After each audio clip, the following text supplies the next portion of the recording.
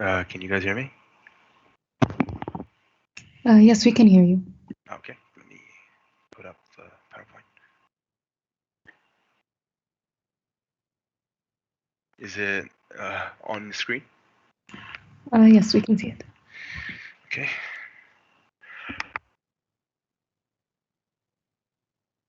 Bismillah ar-Rahman ar-Rahim.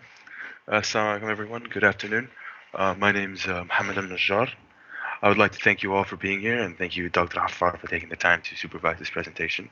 Even if it's late, it's fine. Hope you guys are having a good day. I'll be discussing the topic for short stature today. Here are the objectives. We're going to start with definitions, and then the types of short stature, epidemiology, etiology, diagnostics, and treatment. And we are going to end with some questions. We're going to go through each of these in detail, inshallah, so bear with me. And if I'm like cutting out, or if there's nothing, if there's something you don't understand, etc., just let me know. Okay?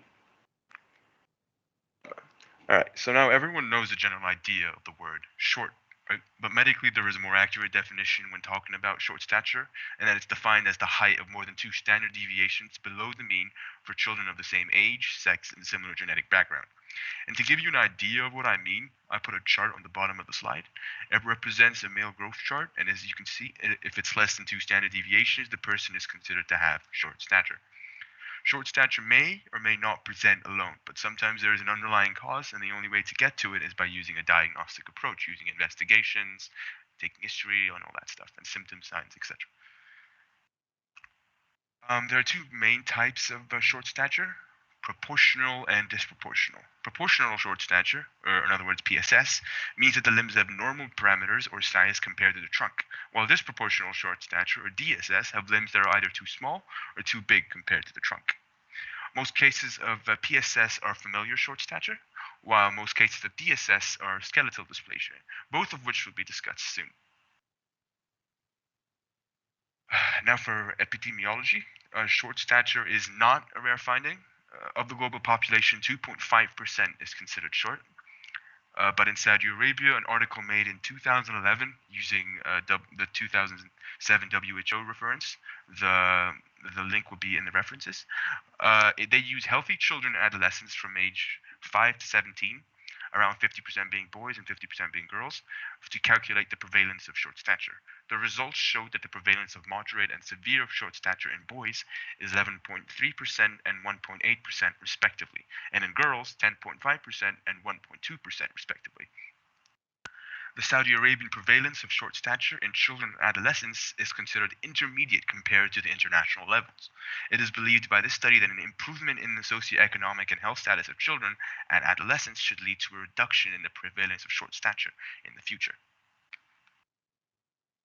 Does anyone have any other questions till now? All clear. Thank you. Okay. Now, there are many causes to short stature, and they each have certain characteristics that you can use to organize them under more broad titles. The first of them is genetic causes, which is further divided into pathological and non-pathological diseases. Then we have systemic causes, which refer to specific organ systems and mechanisms that can lead to short stature, like endocrine, renal, GIT, and metabolic diseases. Of course, there are many more systems that affect the height, but I believe these are the more important ones. Lastly, we have psychosocial causes like parental neglect, maternal substance abuse, like drugs and alcohol addiction during gestation, and psychiatric illnesses such as anorexia nervosa. The psychosocial causes are pretty self-explanatory, so I won't be getting into them further.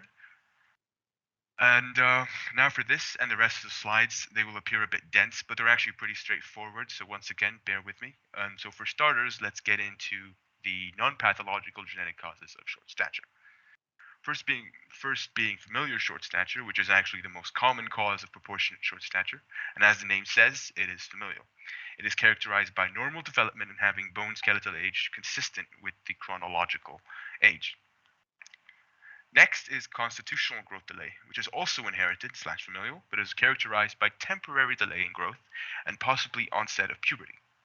So the person will be shorter than the friends of the same age, but will undergo something called catch-up growth, where the person will grow to reach the mean target height at an increased height velocity above the limit of a normal person. So they will grow at a much faster rate than a normal person would. The bone age here will obviously be less than the chronological age until the person meets the target height, which will be later than everybody else. Lastly, idiopathic short stature, which is pretty much a diagnosis according to an exclusion criterion. Like they said, it's idiopathic, which means the person has no explanation for the short stature even after all diagnostics were taken. So they just diagnosed the patient with idiopathic short stature.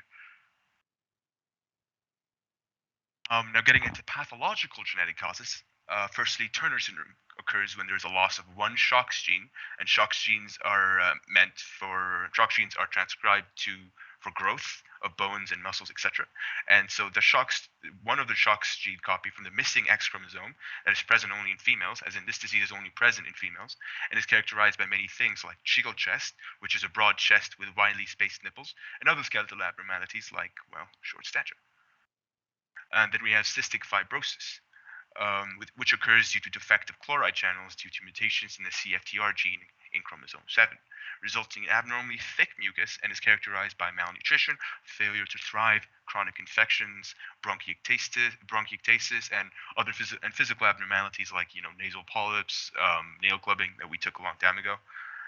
And lastly is Down syndrome, which is caused by trisomy 21, resulting in IGF-1 deficiency. Obviously, it causes several other problems, but for referring to short stature, it causes IGF-1 deficiency. And IGF-1 pretty much stimulates growth in general, so being deficient explains short stature. It is characterized by skeletal abnormalities like hypertelorism, which is increased space between the epicanthal folds of the eye, inner epicanthal folds of the eye, flat facies, which, as you can see, is on the right side, single plasma here also present on the right picture, and several others as shown in these pictures. Okay. We also have number 4, which is Laron syndrome, which is tissue insensitivity to growth hormone due to growth hormone receptor mutations. It is characterized by delayed puberty, microcephaly, small genitalia, saddle nose, and an increase in growth hormone, as you can see in the pics on the right. An increase in growth hormone, but a decrease in IGF-1 because growth hormone stimulates liver, for example, to produce the IGF-1, and it being insensitive means that growth hormone would increase as compensation, but IGF-1 would still not increase and would remain low. Then we have skeletal dysplasia, which we said is the most common type of disproportionate short stature, or DSS. Most common type of skeletal dysplasia, though, is achondroplasia, which is caused by a mutation in the FGFR gene. FGFR3 gene, which causes inhibited chondrocyte proliferation, which leads to less endochondral ossification, which means weaker bones and short stature. Can any of you tell me the characteristics of achondroplasia other than short stature? Okay. It is characterized by flattening of the nose, mid-face protrusion, which means like a smaller face when seen from anterior-posterior, and short stature with a large head circumference. There are several other dysplasias, some of which are osteogenesis imperfecta and osteopetrosis. Now we are going to actually, before we begin, any questions that you guys have? Any confusions? Okay. All right. Now we are going to talk about the systemic causes of short stature by starting with the endocrine diseases. Number 1 is congenital hypothyroidism, which is due to underdeveloped or absent thyroid gland, or one that developed but can't actually make the thyroid hormone. It is believed that it may have been caused by iodine deficiency in the mother during gestation. It is characterized by cretinism, which is pretty much delayed bone age or skeletal age, and severe intellectual disabilities. Number 2 is glucocorticoid excess, which can be caused by medications, exogenous, or it can be endogenous, both leading to Cushingoid syndromes and characterized by Cushingoid features, such as hypertension, skin manifestations like acanthosis nigricans, central obesity, and moon phases, as seen in the picture on the left. Number 3 is GH deficiencies, or growth hormone deficiencies. Can anyone tell me the organ that produces growth hormone? It's quite simple. Pituitary. Pituitary. And it can be caused. Growth hormone deficiency can be caused by congenital or acquired problems to pituitary gland or hypothalamus, which actually controls the pituitary gland to release growth hormone. And it is characterized as impaired bone and muscle development. Next on the list of systemic causes are renal problems. The two most important related renal problems to short stature are Fanconi syndrome and CKD. Fanconi syndrome is the impaired tubular reabsorption of phosphate, leading to increased phosphaturia. And phosphates and calcium are used for bone growth and bone mineralization, etc. So without phosphate, that can lead to diseases like rickets in children, osteomalacia in adults, and growth retardation, or short stature. And then number two is chronic kidney disease, or CKD, which leads to renal osteodystrophy, which are prolonged renal disease, the CKD that leads to osteo or bone problems, etc., and causes reduced activation of vitamin D.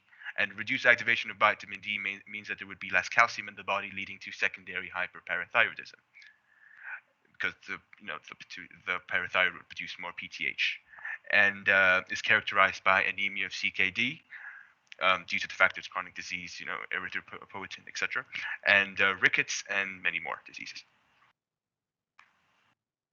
Now, speaking of rickets, it is a metabolic cause of short stature, which is also caused by vitamin D deficiency, which leads to defective growth plate and bone matrix mineralization. It is characterized by craniotapes, which is the softening of skull bones, which is seen in the bottom left. Rachitic rosary sign, which is seen in the bottom right pic. It is caused by deficient calcium, so lack of mineralization, as you can see on the ribs, with the arrows pointed on. Genu varum, or valgus, which is pretty much the way the tibia is aligned to the knee. So varum means the tibia is aligned inwards, and valgus means the tibia is aligned outwards. And renal metabolic causes, these two systemic causes, renal before and the metabolic causes now, might seem a bit repetitive, but I think it's better if information is said more than once. The last of the main systemic causes is the gastrointestinal system, which includes celiac disease and IBD. Celiac disease is an autoimmune disorder that causes intestinal hypersensitivity to gluten and is characterized by malabsorption, failure to thrive, and extraintestinal systems like arthritis and uveitis. Inflammatory disease is chronic intestinal inflammation and damage, and is characterized by the same symptoms and signs as celiac disease. Can anyone tell me the two types of IBD? They were meticulously explained by our fellow colleague yesterday, Dr. Ahmed, in his presentation about IBD. So can anyone tell me? Crohn's and ulcerative colitis. Yep, that's it.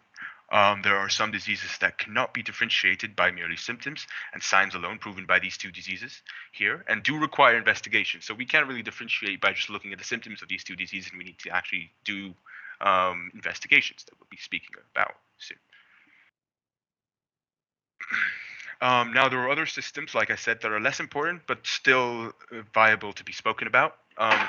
There are systems that cause short stature, like rheumatological diseases, like juvenile idiopathic arthritis, immunological problems, HIV infections, severe combined immunodeficiency, cancer, neoplasms, etc., and chronic oxygen deficiency due to anemias and congenital heart defects.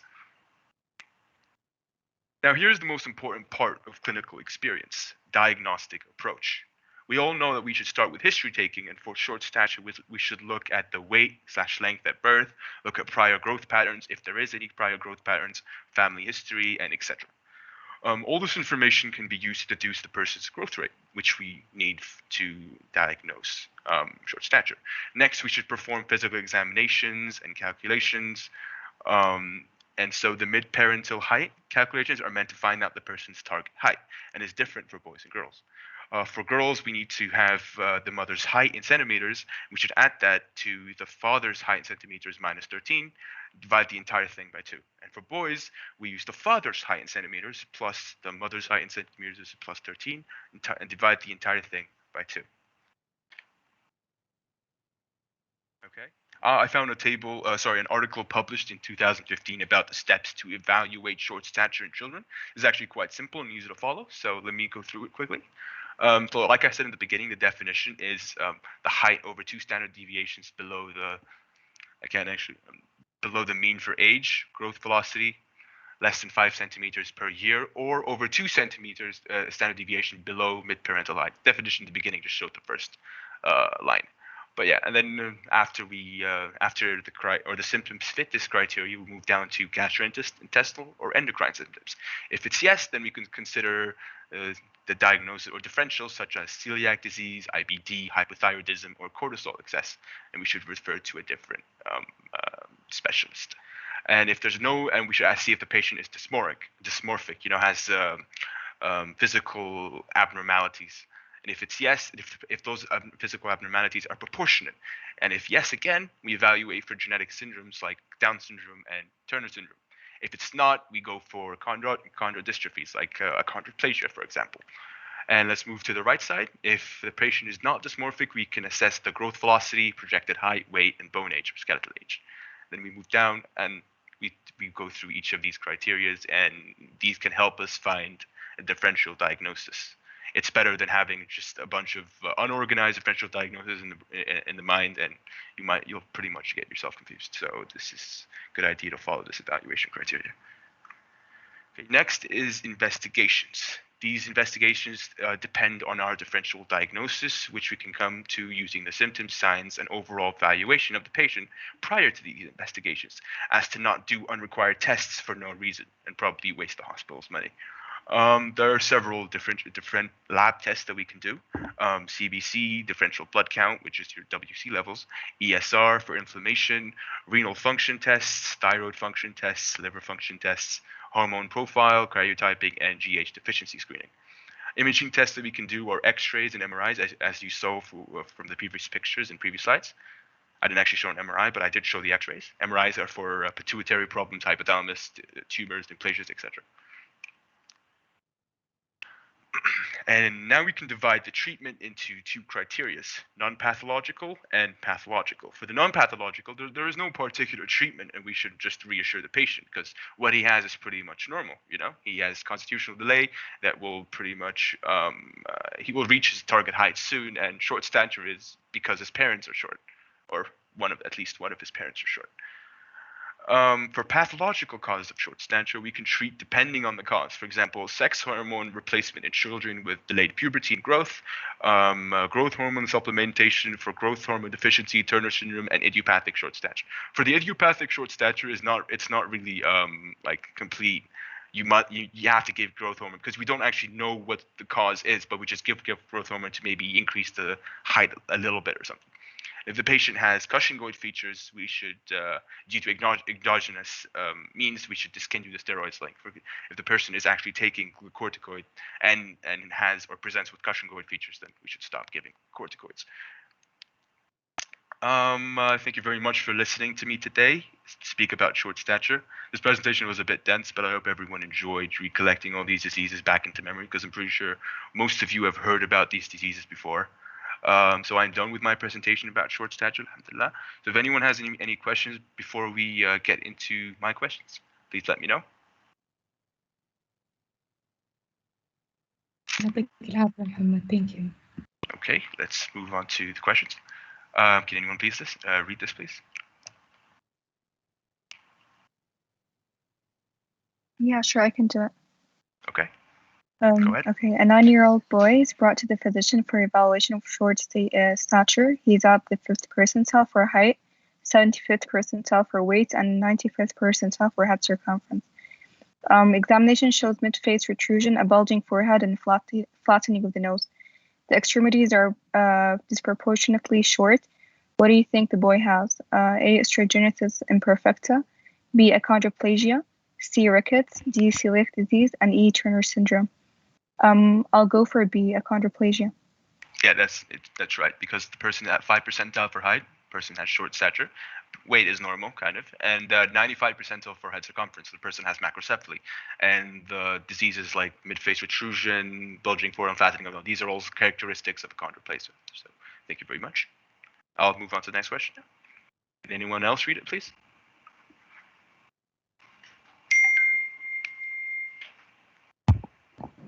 Okay, I will read it. So we have a 9-year-old boy brought to the physician for evaluation. Okay, now it's shown. A 13-year-old girl brought to the physician for evaluation of short stature and bone pain. She is at the 5th percentile for height, 65th percentile for weight, and 95th percentile for head circumference. Examination of this shows soft skull, bowed-legged, and thick wrist and ankles. During the investigation, ractic rosary sign was found in the chest X-ray. In which of these X-ray is the sign shown? It's gonna be C. Yeah, that's right. See, I showed this X-ray previously arrow. when we were talking about when we were talking about rickets. Sorry, what were you saying? Yes. No. Yeah, okay. I showed this picture I when we were see. talking about rickets. So thank you very much for listening to me. I can see the typo where I wrote he instead of she. My bad. So sorry. And but yeah, alhamdulillah, I finished. The lecture's done. Thank you very much. If you guys have any other questions regarding my presentation, please let me know. If not, then thank you very much. Thank you, Yeah. Muhammad. Thank you, Doctor. Thank you very much. It's very interesting, and also, there are different classifications when you are coming to classify the etiologies of short stature. Yeah, of course. And actually, I do classify it in a different way. Like, that usually when I see a patient, I definitely we go with the definition of short stature. And you'll find anyone who's less than -2 standard deviation, we consider him short. Those with constitutional and familial, they will be sitting somewhere very close to -2 standard deviation. While those with pathological short stature, most of the time when you see them, they are less than -3 standard deviation. So once I see a patient who's coming with -3 standard deviation or less, that indicates that this is a form of severe short stature, which I need to investigate immediately. While the ones between -2 to -3, I could see them in 6 months, see how's the growth velocity. And if they had a normal growth velocity, then I will think that they're a normal variant of short stature, either familial or constitutional. But if they had poor growth velocity, then I will add them to pathologically. I'll consider them also pathological. And if it's less than 2, then normal. It's probably normal. Yeah, I said they were between -2 and -3. They paid the visit in 6 months for another evaluation, and if they're not growing, then I consider them pathological. If they're having good growth velocity, then they are a normal variant, and depends on if the family is short and the familial. If the midparental height was good, and there is a family history of delayed puberty, then they are more of a constitutional. Okay, when it comes to pathological, I categorize them in 3 groups. Syndromatic, which is genetic, but due to syndrome, they have syndromatic features or whatever. And then comes the skeletal dysplasia. And the third one that I put is endocrine causes for short stature. The systematic causes, most of the time they have problems with the weight. Like if they had IBD or they had celiac or they had other renal failure or they had any chronic diseases, usually the weight is really affected. When it comes to the other 3 categories, where there is either genetic or the syndromatic, or they usually have most of the time good weight, which rules out the possibility of an underlying chronic diseases. So the weight is really something that could guide us when we look at it. Do they have problem with weight? After asking, are they short? Then we ask, is it a problem with weight? Because it could be malnutrition or nutritional issue. But if that's not the case, then these are the 3 categories. We have a lot of syndromes. You mentioned some of them, but there are a lot. And, those who, once we see any dysmorphic features, we'll consider them. Either we know them, or we refer them to genetic, where they usually could pick up what's the syndrome that the patient has. So looking if they have any dysmorphic features is very important. And then if you see if they are disproportionate, then you may consider skeletal dysplasia. Quadriplasia is very obvious. And if not, they don't have issue with weight. They don't have dysmorphic features. They are proportionate. I would consider endocrine causes as a possibility for those who are showing a very poor growth and sometimes they don't have any suggestive features on clinical exam. So this is the way I usually look at them. But thank you very much. These are different ways of approaching these patients, and Mohammed, you did a great job. Thank you, doctor. Thank you, doctor, for Okay, listening to my presentation. Thank you.